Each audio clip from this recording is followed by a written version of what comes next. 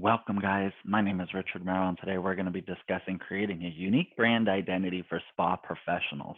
I'm super excited to be here at the Beauty Circuit, the first ever online virtual trade show where I get to connect with all of you guys from the comfort of my home.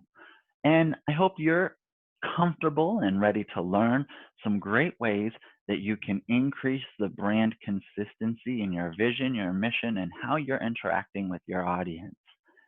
At the end of today's call, I'll have a special opportunity for each of you, as well as hopefully you'll walk away with some great tips and tools that you can implement right away to help improving your impact.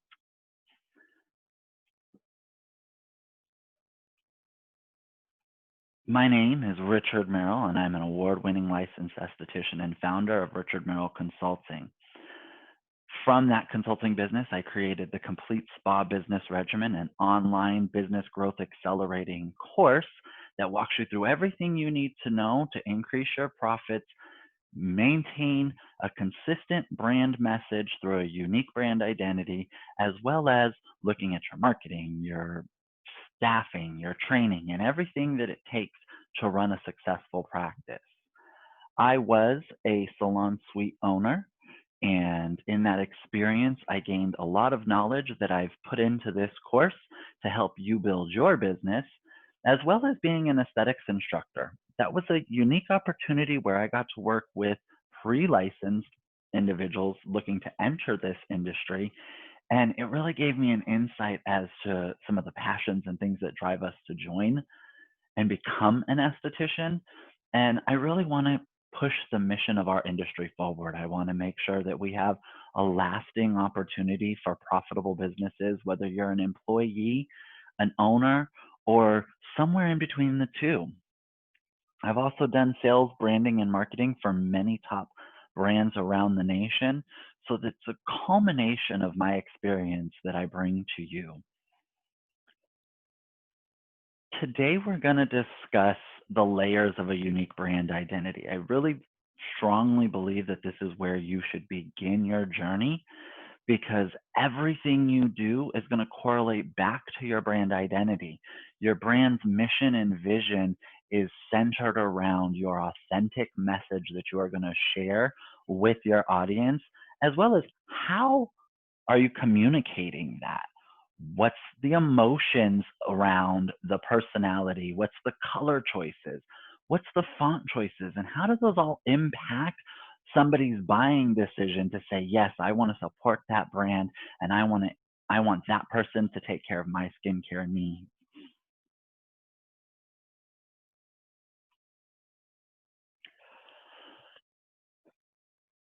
So, when you think about the layers of a unique brand identity, the first thing you should think of is that opportunity to stand out, to be unique. A facial might be the same steps.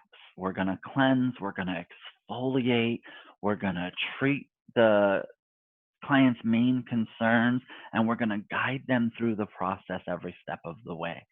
But how do you take that message that might be the same as every other spa owner out there and make it uniquely yours? So the way you do that is by creating a brand image that centers around the things that are important to you. So for me in my business, I used a direct impact on anti-aging and hyperpigmentation in my business. Now, does that mean that I don't know how to handle acne? Absolutely not. What it means is that I focused on those people and I have the best experience to connect with that audience because I suffer from hyperpigmentation. Then I take the information that might be generic data and I put it into my brand. And you'll see some examples in this slide that show you the information is generic, but it is put in a way and presented to my audience that lets them know this is me, this is what I stand for, and this is what you can expect when you partner with my brand. So let's get into this. Let's get into the meat and potatoes of what is a brand. A brand is a set of emotions and behaviors that communicate your message to the world. Every aspect of your business from the inside out should deliver on your promise, which is defined in your brand's mission statement. Your mission statement is what says, this is who I am, this is what I do, and this is how I can help. Your vision statement is the long-term goal. What do you want to create? What impact do you want to have? Are you going to utilize your business to fund philanthropic endeavors? Are you going to use your business to increase employment opportunities in your community? What is the long-term goal you have for your brand? And how do you deliver on that? Once you've set that promise and you've said, this is what I'm going to do, how can you deliver on that every time you engage with a customer? It's those behaviors that define what your brand is. Now, your brand, as we've discussed, is fueled by your purpose and your passion. So when you think about the brands that exist today, what's something that makes one brand stand out over the other? Is it the education that they provide? Is it the support that they provide? Or maybe they're aligned with something that's personally aligned to you, like I talked about with the philanthropic endeavors. I utilize my business to push forward a message of oncology services, supporting and raising awareness around domestic violence. So, depending on what your mission is, you can use your business as a platform to connect with the community. Everything you do is about connecting, connecting, connecting, and building those lasting relationships. But another way you can do this is through your values. Richard Merrill Consulting's 5 pillar values include service and servitude. I want to be somebody that you can come to with your needs and get results. It's about philanthropic endeavors. I like to give back in any way I can. And in my businesses, all of them, this has been a core part of who I am. And I get to show that through the behaviors that I do. What are your brand values? What are the things that you will consistently, every single time you engage with somebody in your audience, always meet? Thinking about those helps you to start to develop your image. Once you've started to develop your image, we begin to think about our community. Who is the audience that's listening to this message that we've created? Are we talking to busy professionals and offering quick and affordable solutions to their skincare needs? Are we talking to moms? Are we targeting moms who are overworked, tired, stressed, prematurely aging, and now we're going to provide them a relaxing experience that's results oriented? Or maybe you're seeking out the teenage acne clients. When you look at that client, how you're going to have to address that is being affordable, being impactful, and keeping it super simple. A teenager doesn't have the bandwidth to understand or even commit to a long overdrawn process. So keeping it simple is a way you can connect with that audience. But in order to have that message focused towards that person, you have to know who that audience is. Who are you trying to talk to? And the more focused you become on your community, the more they're going to value your brand because they're going to know you are their partner to skincare success. They know you're not trying to treat everyone, treat everything, and be everything to everyone. And that's how you build trust in your audience. Then you want to define the personality. So once you know who your audience is, how I speak to that teenage client versus that executive professional is going to be very different. I may have a laid back, communicative tone with my teenager, so it's easy to understand. But an executive has a higher expectation of themselves and of the people they partner with.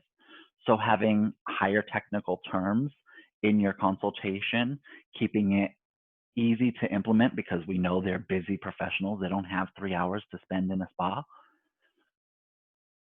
That all comes into how your personality is perceived by your audience. And the great thing is it's also going to be the thing that they connect with on the emotional level. So if I'm a fun, hip kind of esthetician, those are the clients I'm going to draw towards me. If I'm always trying to put towards a stuffy image and that's not authentic to who I am, I'm not going to connect with my audience.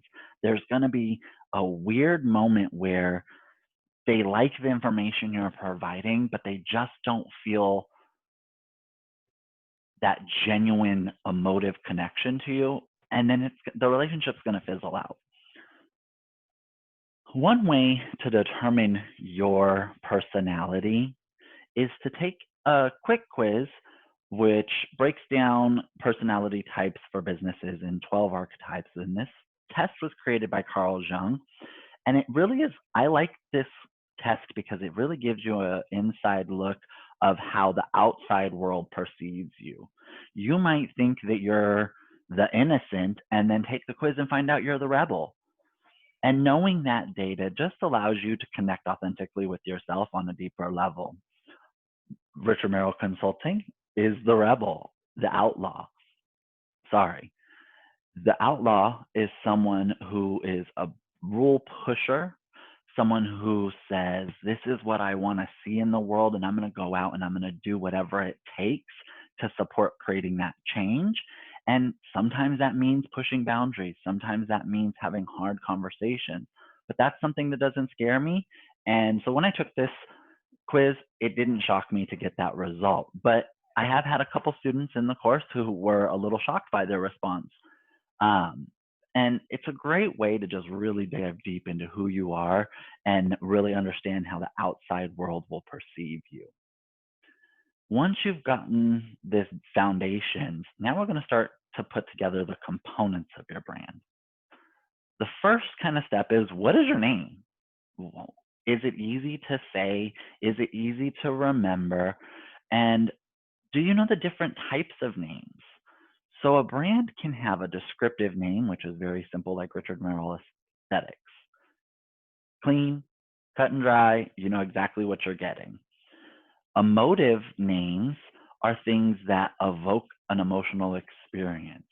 So Serenity Day Spa, you know that you're evoking a serene environment, and that is the image that you're going to have to maintain throughout your branding. One of the most efficient ways to ensure that your brand name is going to be available to you and unique to you is coming up with an invented name.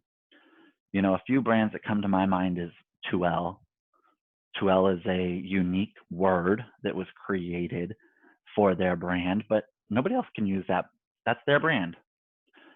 Whereas if you use a brand like Apple, somebody might come along and have a product that's similar and decide that they want to try to use that.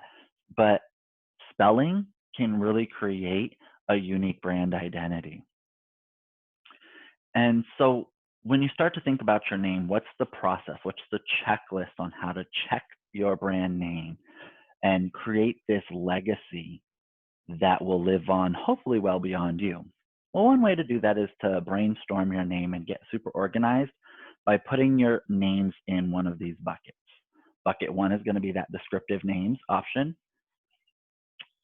Bucket two is going to be the emotive names option. Bucket three is going to be those invented names. And then I always recommend take a poll of your audience. Pick 4 different brand names that you've come up with and just simply ask your audience, hey, this is what I'm thinking. Which one do you connect with most? Get that feedback. And in this process, you've now involved your audience in creating this brand. So now they take ownership. Not only are they going to support you as a business, but now they're supporting you in the creation of that and becoming part of your brand family. Then you want to cross-check your brand name. Once you've come up with the one that fits you, you love, is it simple to say and easy to remember? Does it fit your purpose and personality? And what does it translate to? If you create a word using another language, Let's make sure that it's not translating to something that is far off from what you're trying to convey. And then, is it taken by a competitor? Doing a simple trademark search and finding out that information is going to be imperative to your success long term. And then that final test, can you own it? Can you trademark it? And can you get it as a web address?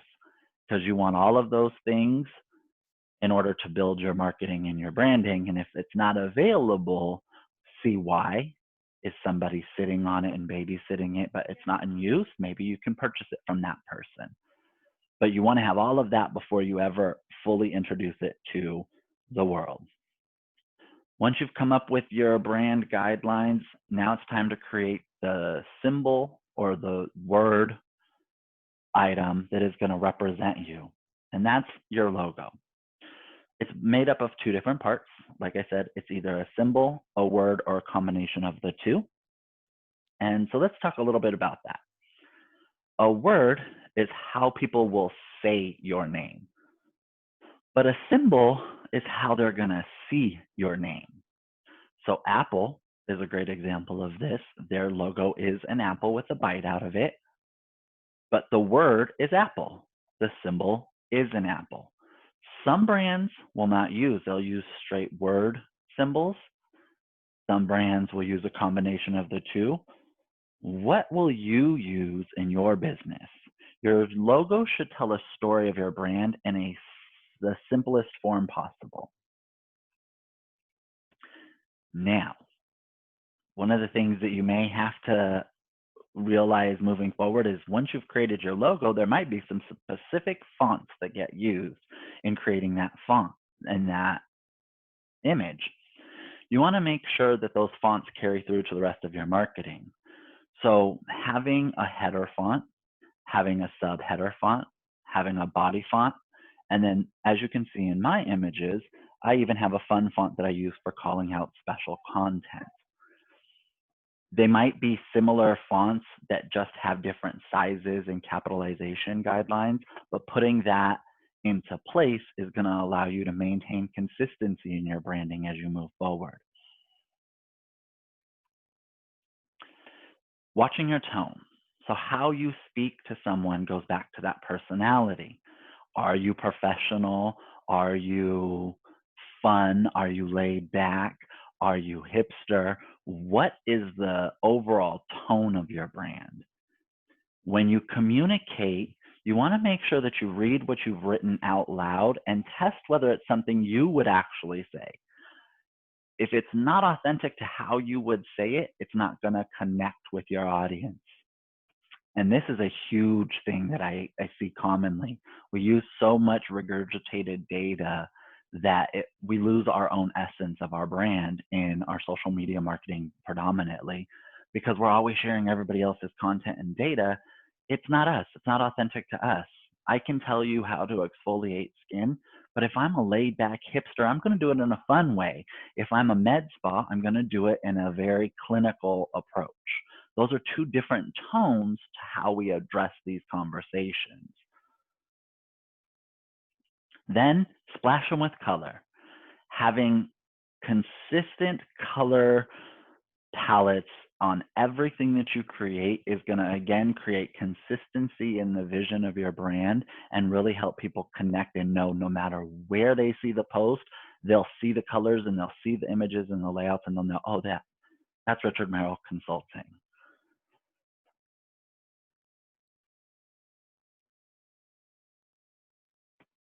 So when you think about the colors, you want to talk about the importance of your imagery.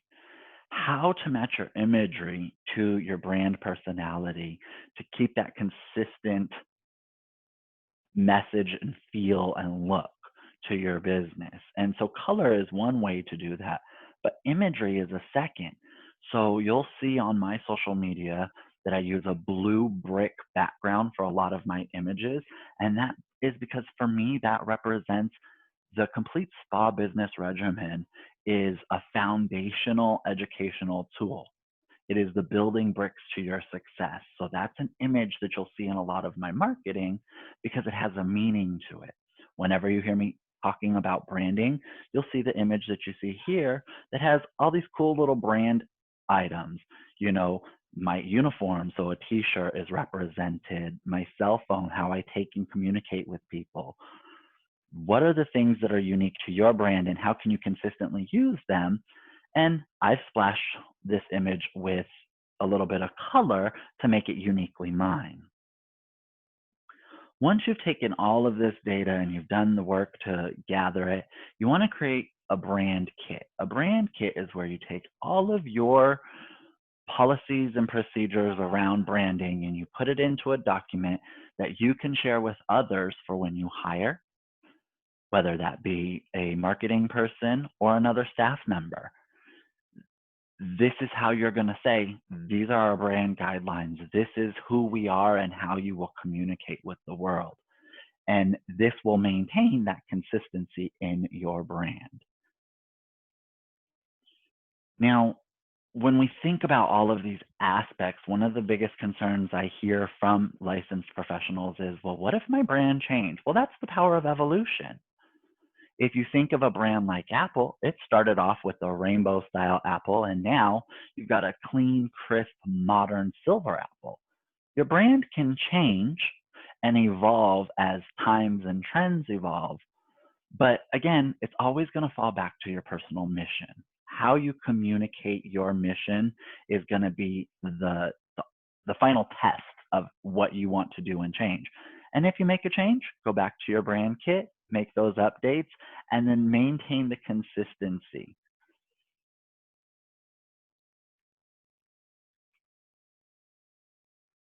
When it's time to outsource because you've gotten booked crazy and you're asking for help, your brand guide is going to be the tool that you give to them. But when do you know that it's time to outsource your marketing? When do you know that it's time to outsource your reception duties?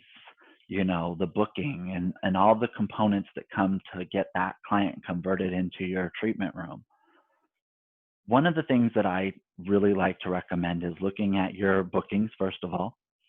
If you're about 50%, it's time to start thinking about how you're going to grow and expand your brand because eventually you're going to hit that 70% mark and it's going to become overwhelming to maintain the consistent marketing efforts. And if that loses and stops, the onboarding of new clientele stops, and then you drop back down to that 50%.